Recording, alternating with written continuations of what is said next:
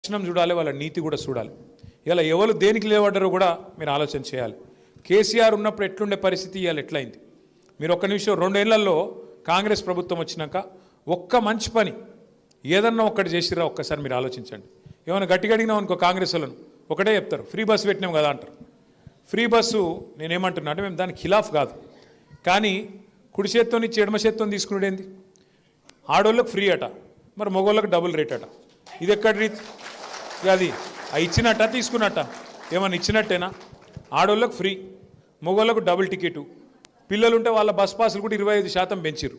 అప్పుడు పెరిగినట్ట లాభం జరిగినట్ట? ఆలోచన చేయరు మీరు కూడా. అట్లే ఇంకొక మాట కూడా మీరు ఆలోచన చేయండి.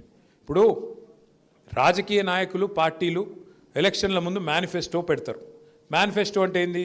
మనకి ఇప్పుడు ఎట్లయితే ముస్లింలకు ఖురాన్ ఉంటుందో, హిందువులకు భగవద్గీత ఉంటుందో, క్రిస్టియన్లకు బైబిల్ ఉంటుందో, ఒక రాజకీయ పార్టీకి మేనిఫెస్టో అంటే గట్లా. అంటే నీకు అది నువ్వు దాని మీదనే ప్రమాణం చేసి ఇగో ఇవన్నీ నేను చేస్తా అని చెప్పి ప్రజల దగ్గర ఓట్లు తీసుకొని అధికారంలోకి వస్తావు. కాంగ్రెస్ వాళ్ళు ఏం చేసిండ్రు? ఎన్ని చెప్పిర్రు? గ్యారంటీ కార్డులు అన్నారు.